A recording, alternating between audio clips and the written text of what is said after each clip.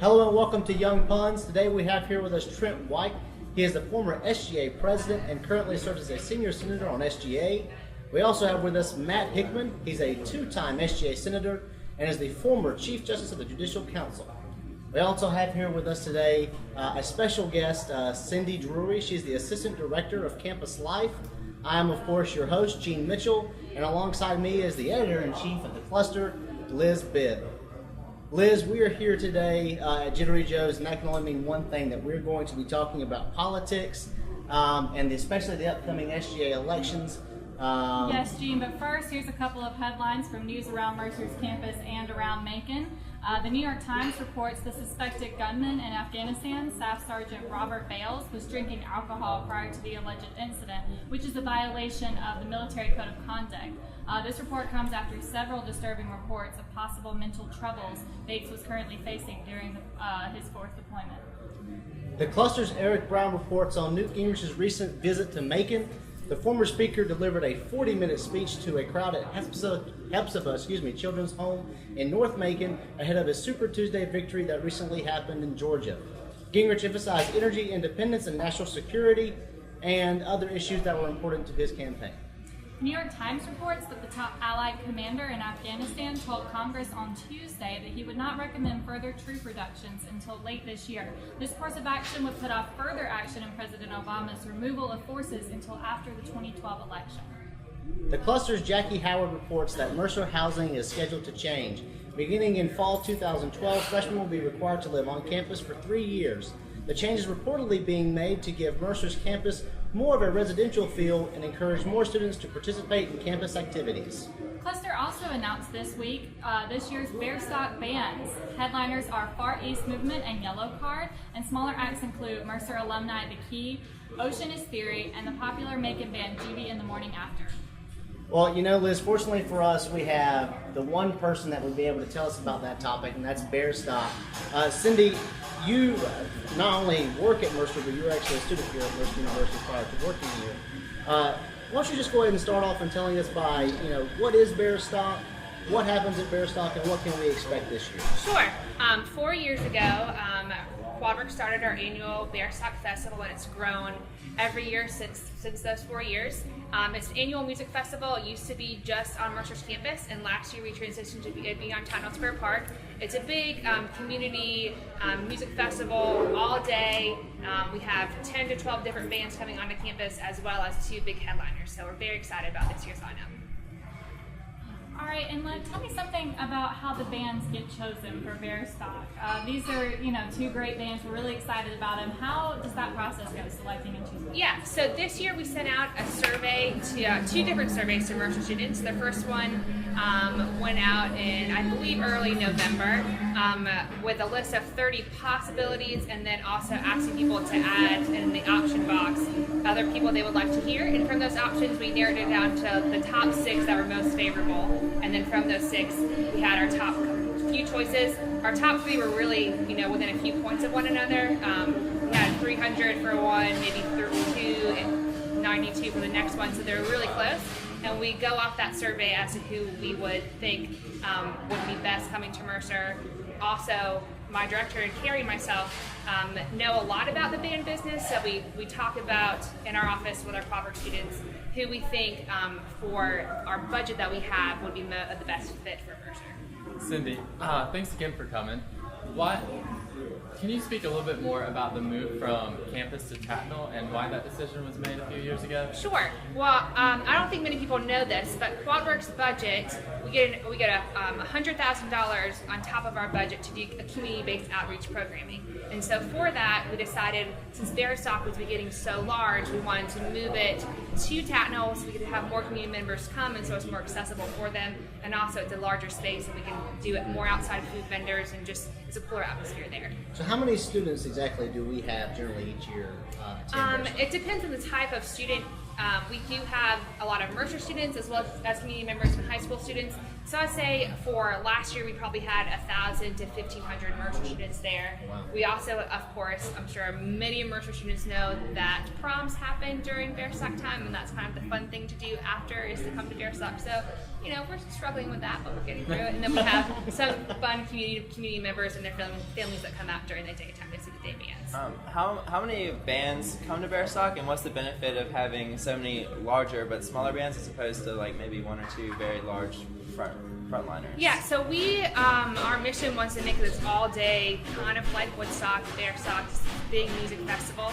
And so this year I think we have 10 plus our headliners. We were thinking about starting it a little bit later at 3, but we had so many awesome bands apply, and we want to give those bands the opportunity, especially if they're up and coming, to get their name out, and to really provide more opportunities for them to be heard, and also a different type of genre of music. So we decided to still keep it at 1 o'clock and have those more options. Cindy, a couple of questions. One, first off, how long has Bear Sock been going on?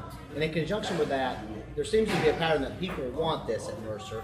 So how do you guys at QuadWorks measure success of these types of events? Because as you said, there's a lot of money that goes to these things. Right. This is not a small funded organization. So tell us about how long it's been going on, and how do you measure your success? Sure. Bear Sock has been going on for 4 years. Yeah, 4 years. Freshman year. I thought our freshman We're year was freshman the year. first The one. first one, I think- thought that when I thought it had been going on before. I was wrong. this is my 3rd year doing it, and I think the first year was the year before I got here. So I believe that's the case. I could be wrong, it could be 5, but I thought it was 4. We won't And hold you to it. Yeah. thank you. Thank you. 4 So or much stuff 5. going on. Well, you know. And then, what was the last part of your question? How do you measure success for this type of Sure. So our success, we are always in QuadWorks looking at numbers, because we want to make sure the money we have is well spent. So we look at kind of price per person. And so we would measure success based on the number of people who attend, but also we do surveys at the end of every semester, every year, and kind of from those seeing if students still want it to happen. And I think most college campuses have a big concert series that they do, and so it's kind of something that we still want to provide. If students said, oh, we want something else, we don't want Bear Sock anymore, we want a different type of thing, not musically related, we would definitely think about that. But I think the students want it, so we keep it. So do you ask that question actually in your surveys? You know, how did you like Bear Sock? Yeah, we this year? do. We give like a rating scale, like did you enjoy the performances? Who else would you like to see coming next year? Would you like to see Bear Sock change in any way? So that's something that we'll send out probably late April. Cindy, I want to ask, just kind of shift a little bit, only because I know somewhat of your past while you were a Mercer student here, and I know you were on SGA while you were here I at was, Mercer. yes. You may or may not be aware of this, but the campaign has lengthened. It used to be when you were here 1 week and then 1 day of election, and now it's gone to a full month or an entire week of elections. In your opinion, as a former SGA senator and now as the assistant director of campus life, and I believe you're also in charge of the Greek life, I am. how is that going to change the dynamic of not only just Mercer, but not just of the campaign, but Mercer as a whole? Well, I think that you'll definitely see campus being a lot more vibrant this next coming month, because people can campaign for that long of a time. Right. I also think it's also very grueling on the people who are campaigning. I think it can definitely take a toll on them. But I think it also allows students to, because working with students, they're never the easiest to get to respond to things, and it takes them a very long time to realize something is happening. So I think a month is very long, but I think during that month, hopefully they'll be able to realize what the candidates are standing for and their platform, and kind of get that feel for it. And so I think overall it's a good move. Yeah, I covered this legislation in the SGA meeting, so I'm kind of familiar with it. I understand that one of the points that was brought forth during discussion was that a month would give people more time to get on the ground, would give people who are running for president more time to actually talk to the students who would be voting for them rather than just voicing their platforms through social media. What benefit? Is that a benefit? And also, with your experience with the students, do you think they're going to take advantage of that? I definitely think the students running will take advantage of that for sure. I think that's a definite advantage to them. For regular Mercer students, I think you definitely have those students that are apathetic that kind of stay in their rooms. So I think it'll give the candidates an opportunity to go, floor to floor in residence halls and kind of talk to people and get their name out that way. And yeah, I do believe that in the long run it'll be best. You've been here. You've been here much longer than we have, and you've seen Thanks, elections. Trent. But you're still beautiful. But you've seen more elections than any of us have, I'm sure. And the one complaint has been that I've heard about SGA elections is that the platforms don't differ much. One between each other, but also from year to year. Do you think that that's the case? Do platforms change? And if there are some repeating issues or goals that candidates want to accomplish, what are the ones that stick out the most? Right, so yes, I do think that we do see a lot of repeating platforms, but I think that's okay if there's a problem that's not being addressed and it's going to take a couple years to do that. I don't think it's a problem to keep working with that. One of the things that I remember when I was on SGA talking about, and I know it's a platform for I think both the candidates running, is student involvement in athletics, especially with the new football team coming up, and we talked about that 6 years ago when I was in student government. So I think that will always be a recurring theme. It depends on, depends on the size of student population coming into Mercer as what they want and the platforms that the students can run on. So. Cindy, this has been fantastic, and thank you so much for coming on to speak with us today. Hopefully, we can get you on before the end of the semester because we're all graduating. So I know. But we're I can't believe it. I know, it's so exciting. But thank you so much for joining us, and hopefully, we can get you back on soon. Thanks, Gene. Thank you, guys. Thank you. Thank you so much. And then Liz, I think Cindy made some really good points here about the upcoming SGA election. We're going to talk a lot today, about the election. Specifically, we're going to have Dalton Turner, his current sophomore SGA president, coming on in a second, and then we're going to have Mollie coming on later in the show. And guys, as you know, these guys, this is anybody's race to me at this point. But Liz, we've already seen some campaigning today. Why don't you talk a little bit about what you've seen so far, just as the first day, as the race has started? Well, as far as what I've seen so far, it's hard to miss Mollie's banner that she's got going on over at the Student Center, isn't it? It's really big. She's obviously hit the ground running. I've actually seen something that Mollie is doing that interested me that I haven't seen before. She has what would appear to be some kind of actual grass movements campaign organization happening over there in one of the conference rooms in Connell. Both of the candidates are taking advantage of Facebook, getting the word out there from day one. And actually, I'm not in a residence hall on campus, but I was speaking with Senator Turner earlier, and he told me that he was doing dorm storming last night. So I really think both of them have hit the ground running as far as the campaign is concerned. Well, Liz, we can certainly get a better understanding of how this campaign is going to unfold by actually talking to the candidates. And fortunately for us, we actually have here with us sophomore senator and I believe class president, Yes. Dalton Turner. Yes, sir. Yeah, thank you guys for having me. Absolutely. Thank you for being here. Dalton, this is the first day of the campaign, so my question to you really is why are you running for president? Why am I running for president? That's a great question. Well, the thing is, since I've been to Mercer, I've been involved with a lot of different things. I got involved, throughout Greek life. I got involved with student government freshman year. I got involved with serving with FYSX and service scholars. And through my involvement, I've met a lot of different people on campus. And I've gotten to know what being a Mercerian is really like. And I feel like that knowing a lot of different people, I can represent those views because I know the different aspects of campus, and I see the way that this campus is moving, and I feel like from the different things that I'm involved with, and the people that I know, that we can push that in the right direction. So that's why I'm choosing to run. So. Yep. Dalton, as an election marshal, I'm not going to get into the issues or the campaign or anything like that, but I do want to ask you, running as a sophomore, do you feel added pressure because it's an unconventional run? That's what people told me when I did the same thing a few years ago. It seemed a little bit more stressful than my junior counterparts facing, but I don't know. I want to get your sense on that. Yeah, that's a great question. And at this time, the involvement that I've had with SGA, being an exec member and being a chairman of a committee, and also working with, a lot of different groups on campus, being a chair of, in my fraternity and things like that, I feel that at this point in my time at Mercer that I can make the biggest impact at this time. And the students that I know, as far as the seniors and things like that, I really, feel that they're kind of working on the same page, same issues and things like that, and I feel like this is the best time for us to sort of implement those things and kind of push that way. So I am a sophomore and a rising junior, but I feel that I'm ready for it, definitely. So. All right, so as most of us know, but I'm sure some people don't, this isn't just a one-man or one-woman race. Sure. And so you have a vice president. Could you tell us who that is and why you picked him or her to be your running mate? Okay, my vice president is Justin Robinson, and he is a junior, and he is was the PR and elections chair member on SGA. And Justin's an RA, and he's involved with a ton of groups on campus.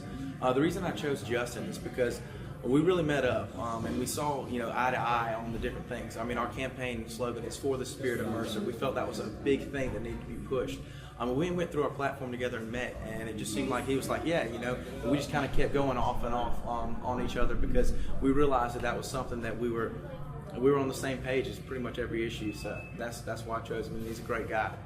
Senator Turner, even though you selected Senator Robinson, I understand that he may not have been your first initial choice. I understand there was some suggestion of former Senator Brandon Ryan may have been your vice president pick.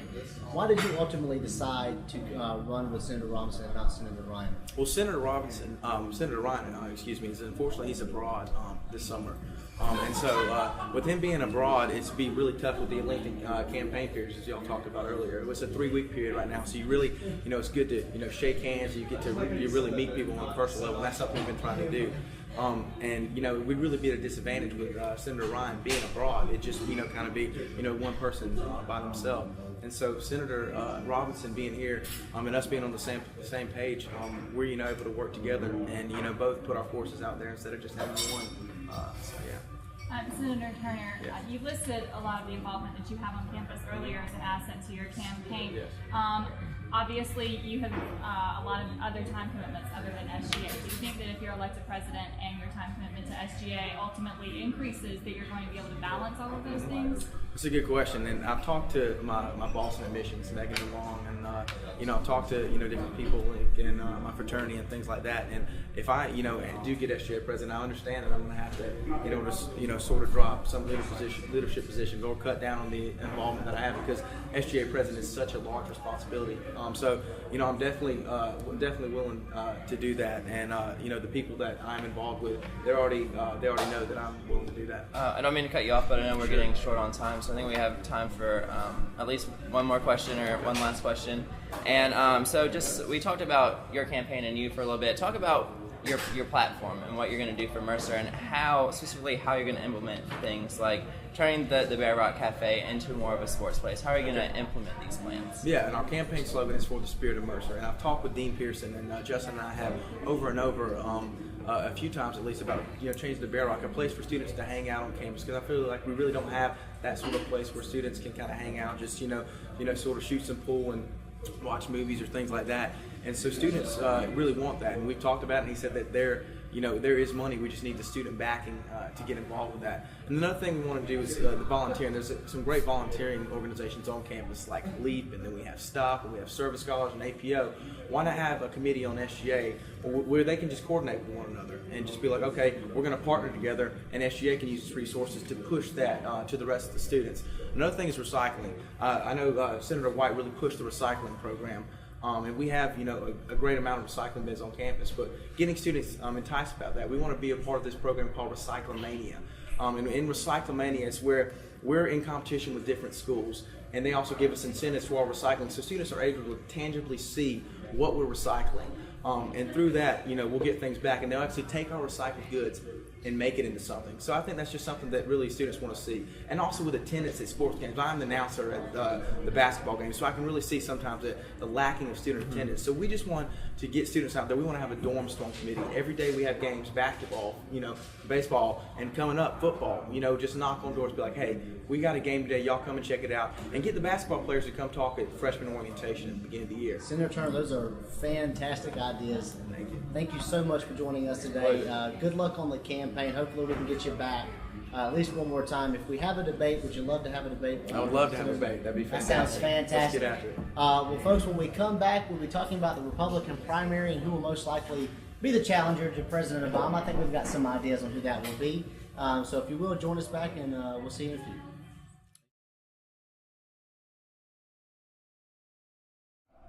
Hello and welcome back to Young Puns. Politico reports that the budget battle returned in full force to Congress on Tuesday when House Republicans unveiled Paul Ryan's plan to cut the deficit in half. Senate Democrats are prepared to propose their own plan in rebuttal and point out the flaws in the Republicans' plan, but Ryan remains firm, causing concern that the government will once again end up in a deadlock. The Cherry Blossom Festival is blooming once again in Macon. Stephanie Calico, wow, what a phenomenal name, reports for the cluster. This is the 30th annual festival, and activities continue through Saturday, including a nightly concert, carnival rides in Central City Park, and a street party. A street party? Holy cow! On the final night of the festival. Politico reports that Restore Our Future, the pro-Romney super PAC, spent $9.9 million to slam Santorum in the media last month. The group spent $1.6 million attacking Newt Gingrich and only $52,000 in supporting Romney himself. Clint Eastwood was in Macon over Mercer's spring break. The cluster's Bryson Jones reported. Eastwood, John Goodman, Justin Timberlake, and Amy Adams shot scenes for their new movie, Trouble with the Curve, at several locations around Macon, including Mercer's Luther Williams baseball field. The set was closed, so hopefuls did not catch a glimpse of the stars.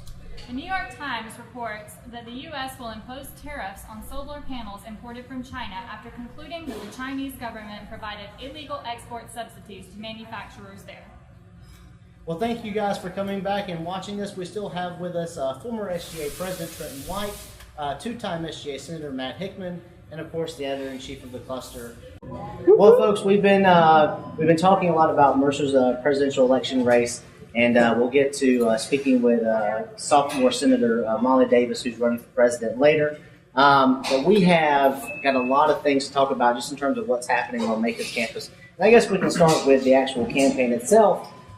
We talked earlier about how the campaign has been lengthened severely, in fact, over a month. So I guess I'll start with Matt. Matt, how is this month-long campaign season going to affect the outcome or the race in general? I think it's a great piece of legislation. I know that I voted no for it, but it wasn't. It didn't have to do with the content of the bill. It had to do with my definition of the Constitution. But anyway, I think it's going well, and I think the purpose of the bill is great. I know it caused some hiccups along the way, but as does with any kind of change. And so, but I mean, I think it's great for the students. It's definitely going to allow people to senators are going to have to make a platform. They're not going to have to run on their face alone. They're going to have to, say what they want to change, what legislation they want to propose. And I think it's going to be good for Senate because then you get senators on there that are motivated and will propose legislation. So instead of Senate just passing money, giving money to students, we're actually going to pass changes to Mercer. So I think overall, it's going to benefit the people running, it's going to benefit students, and it's going to benefit SGA as a body. Senator White, you have recently been placed as the election marshal because Senator Robinson, who was the election marshal, is running for office. Who was conveniently the sponsor of the legislation that we're now talking about. Yeah. From your standpoint, you actually had qualifications day yesterday. Yeah. How do you see this unfolding with the new longer schedule? I see. Well, we've already seen the presidential and vice presidential tickets take off day of to go ahead and get their names out there, and it's which is important for them to do. They need name recognition early to sustain long term. The Senate campaigns, I haven't seen much except for some buzz on Facebook, maybe some other internet buzzing going on. I've seen Bentley Hudgens put some stuff out, but other than that, yeah, not much. And I think that it's probably going to remain that way for a little bit. I think the Senate campaigns, for individuals who haven't thought long-term like the presidential and vice presidential candidates have about their platform, about their goals, about how they're going to campaign, I think they're just now getting into that frame of mind, and so it'll be maybe a week, a few weeks before we see them come in. But what I do see the biggest change happening is that all candidates will have opportunity to be spotlighted in the cluster, possibly Young Puns. Fingers crossed. We can get Newt Gingrich, we can get those two guys. Right? So media coverage, to talk about the people themselves and their issues. Liz, is that true? how you've got the website Oh, now, we're so excited. and we've got a month. So We're so excited. the bi-weekly, how's that going to impact how you're going to cover this race? I mean, it's just going to give us a lot more time to give these candidates exposure, because in the past, we literally, because of the way the website you mentioned, and that is a big difference, because this time last year we were just getting our feet wet with the website. We did some really awesome coverage of the debate where we had some live tweeting and some live updates. That was really cool for us to do. Usually what we're doing as far as reporting is we're reporting the outcomes. And we're reporting, I mean, the debate happens, the night before? Just hard news. Right before, it's just hard news. This is happening. At this point, I have already it's interesting you were talking about senators. I've already had someone who's just running for senator approach me about about ad space in the cluster. I think this legislation came at a very good time as far as the cluster's prominence on campus. I really think people are aware of what we do at this point in time with the website. And with some of the awards that we've won recently, people really know who we are, and I think people are going to take advantage of it, and we're happy to let them. I'm happy to cover this. I'm happy to give people a platform for their ideas, because I really believe that's what journalism is all Matt, about. I want to ask you a question, because I think Sarah Brown would be mad at me if I didn't bring this up. Because if there's one person I respect, it is Senator Sarah Brown's opinion, and she voted against this legislation, but it wasn't because of the part that we're talking about now, the link, but it was the money. Right. There has been an increase of money. Presidential candidates can now use $750 as opposed to $500, and then senatorial candidates can now use $250. Right. Explain to us, in your opinion, how you think that portion will affect the campaign. I would have voted yes for the legislation if it was just that section of it. I think that the increase in money is great, especially given the long period of time that people had to run. And what I think is great is that we're including in-kind donations. And we're including people that you can give money to the campaign. I think that is fantastic, because it allows students to be involved in the process, and it allows them to say, hey, I support you, here's how I support you, here's money. And that's a way to garnish votes, and it's a way for students who don't have a lot of funds to raise funds and really get out there and really meet people. Yeah. Fundraising is a large part of national politics. True. And some people see it as a bad thing, but I see it as a good thing, because you get out there and you meet people and you get people to support you. And if you give someone your money, then you know that you have that person's support. So I think that the increase in money is really good, and I think that it allows them to take ads out in the cluster, which I know can sometimes be expensive. I've never got an ad in the cluster before, but it allows them to get bigger banners and make them just more well known. And I think it's an awesome move in the right direction. Trent, real quickly, same topic. What do you think about the money issue? The money, it's a large sum of money for both races, especially for one individual to look at that and say, I don't have $250, I'm not going to run. That's the fear that could happen. But I made it very clear at the qualifications meeting, don't feel like you have to spend that much money. If you can run a $0 campaign, and people have won doing that. So money is not the biggest deal when it comes to winning an election on SGA. However, I do agree with everybody here that raising the amount is important, because this legislation was written years ago, before any of us were even thought about going to Mercer, probably. Of course. Not you, because you knew you were going to Mercer since you were 5. That's true. But 30 years. Okay. It's like 30 years ago. But my point is, 26. Okay. with the cost of inflation and other living expenses going up, things like that, $250 is probably about the same amount of money that was envisioned in the original legislation. Well, I mean, I blow that much at the dog track, But, Oh my gosh. Well, I But agree Sarah- with Matt that I like the idea that, and I wasn't aware of this until right now, I won't lie, I like the fact that people can raise money. Yeah. Because that was a concern, Yes, that was a question I had, how can people, is that going to put people at a disadvantage? Not if you're allowed to raise money, then you're at no disadvantage. Senator Brown would probably want me to talk and share her opinion on this. We're good friends, so I'll go ahead and do that. Hopefully she won't be too mad. But her concern was that it doesn't put people on an even playing field. And so she wanted everyone to have the equal opportunity to be elected. And if you don't have good interpersonal skills, but you are a great senator in other aspects, then you won't get out there and talk to people as much as you should. And so it really can limit some people on what they can spend, as opposed to someone whose, I don't know, family makes a lot of money, or they have a lot of personal money, so they go, oh, $250, here you go, as opposed to someone who doesn't. So she just really wanted an even playing field for everyone run on, and I can respect that opinion. Well, I will tell you, those are all. I think legislation overall was fantastic when this one co-sponsored it with Senator Robinson, but I think those concerns are legitimate. I think the research shows that they're not actually practical because, as Trent says, the money in the long run doesn't really matter unless you're fundraising. So that's an interesting aspect. But we have a unique opportunity today to actually speak with a person who's going to be affected by that legislation, and that is sophomore senator and SGA presidential candidate Mollie Davis. Hey, glad to be here. Thanks, Mollie. Thanks for Thanks being for here. coming on, Yeah. Mollie. Mollie, just to go ahead and just get it right off the bat, I'm going to ask you the same thing I asked Senator Turner earlier. Okay. Why are you running to become SGA president? I've thought about this for a long time, and I'm running to become SGA president because I think that Mercer needs passionate leadership. And the goals that I've set forward to accomplish for Mercer and for Macon can be best achieved as SGA president. And I'm really looking forward to working in this office to achieve what I've set out for the student body. Mollie, you are the first woman to run for this office since Senator Amy Abel Piker did, I believe it was 3 years ago. And of course, Trent and Jordan are both good personal friends of mine, and I know they've done a great job. But what do you think that you can bring to office as a woman? As a woman? Well, a lot of people on campus are women. The majority. Yes. And So I they're think that- underrepresented on SGA. Yes, and that's definitely something that I've thought about a lot. Who is represented on SGA, women as well as minorities. They're very underrepresented on exec and on the Senate body. And I just think that when you have, like Josh, like my running mate, he's obviously not a woman.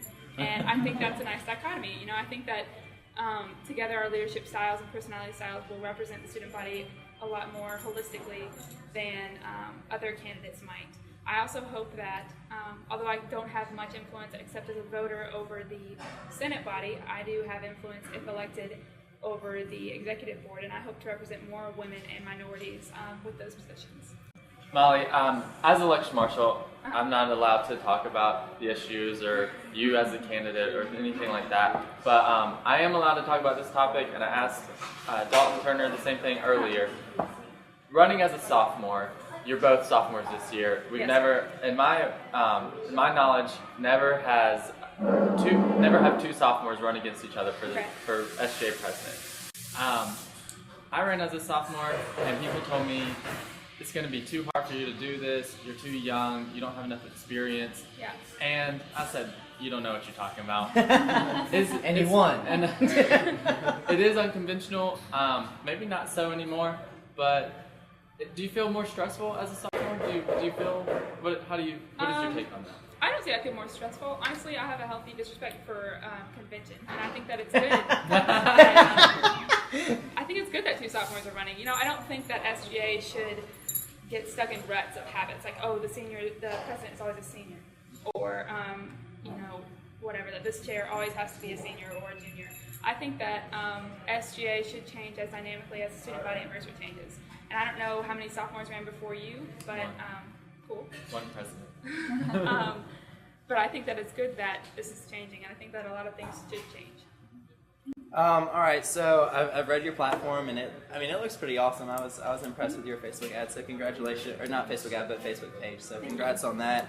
But I took some notes, I guess. So how I saw you had a dead week.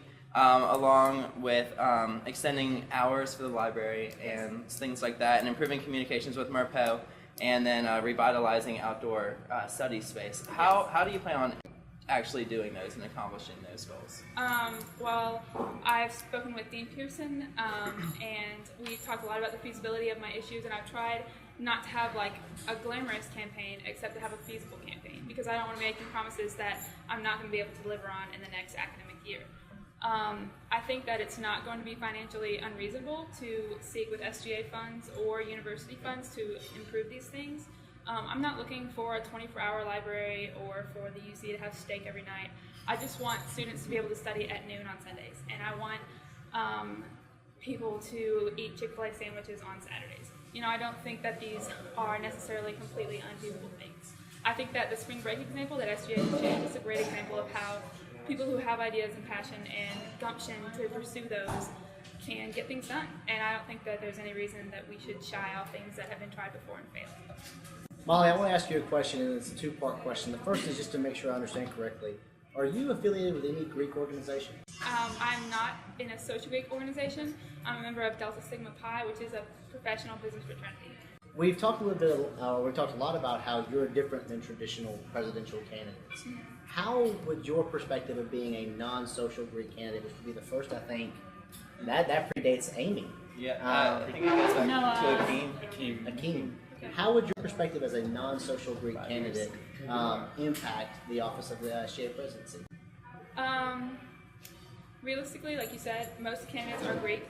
I think that that's because a lot of leaders come from the Greek community. I don't know if that's because Greek people are leaders or leaders are Greek people. But realistically, the majority of the student body is not Greek affiliated. And I think that is something that people shouldn't think primarily about when they see me. I think that they should think of my character and my leadership traits and not whether I'm Greek or not. I don't know necessarily statistically if that helps me or hurts me popularity-wise, but I hope it's going to be a more social issues platform than popularity. Also, realistically, Greek people are very, very committed. I understand that's a huge commitment time-wise and loyalties-wise, and I just don't have that burden. And I think that opens me up to pursue untraditional and more widely sought-after options as a president. You have a campaign team. I saw them working hard earlier, and I know that struck me because it's not something that I've seen before. I haven't seen the number of people that you had sitting there on a Tuesday afternoon saying, "How can we get this candidate in office?" Yes, ma'am. Explain to me, is that a result of the longer campaign, or how are you organizing that? How did you make that happen? Realistically, I don't know that I'm the best person for this job, but I want to surround myself with people who are. And I think that one of the most important qualities for a leader is that they seek out people smarter than them. And I know I'm not the smartest person. I wouldn't make the best PR chair. I wouldn't make the best making connection chair or secretary or whatever. But I think that I'm really passionate about getting what students want. And the only way to do that is to ask them. So that's why I had this meeting. I invited 105 people and 7 showed up. And I thought that was great because that was 7 opinions that I couldn't have provided and 7 people giving me feedback. And I practiced for this and I practiced for talking to people and I got feedback and they shot me down and told me what was right. And so, I mean, all of my campaign that you said you read on Facebook, Matt, those are things I'm passionate about and think would be super beneficial to the student body. But if that's not what the student body wants, then as a representative, I'm willing to work on that. And I think that I want to seriously be a candidate that represents people because I think that's what this job needs. Oh, it's me. I forgot Trent wasn't asking questions. I asked Dalton this question earlier, but this is not a one-man or one-woman race. You have a running partner, so I would like you to talk a little bit about your VP choice. What went into selecting him, and why you think he's the best VP candidate? Okay. I thought a long time about who my VP choice was, and I came to the conclusion that the person I wanted best, the quality I was looking for in a VP was a person who thought I was the best for the job. I think that they should be supportive and a hardworking and diligent person, and that's what Josh is. Josh is a Greek male, neither of which I am, and I think that'll help give us a balanced and very representative platform ticket. Josh is also very passionate about things I'm passionate about. I didn't want to think about who to choose in terms of, okay, I have this month to run, who's going to make me the most votes. I could have chosen anyone on their outrageous, super involvement in every organization on campus, or their elaborate speaking skills, or great looking body, or race, or anything. Well, then I would have. Obviously. 5th year senior one. Yeah. But I really wanted someone who would help me in the following academic year when elected to achieve these things. And I think Josh is as dedicated and he matches my passion for these issues. Well, Senator Davis, thank you so much for joining us on the show today. Absolutely. We asked Senator Turner this earlier. If we end up hosting a presidential debate on this show, would you like to join us and debate him on the show? I'd love to. I'll have my people talk to you. Looks like we're going to have to make it happen, guys. When we return, we will wrap up the show and find out what the fuck Ron Paul has been up to.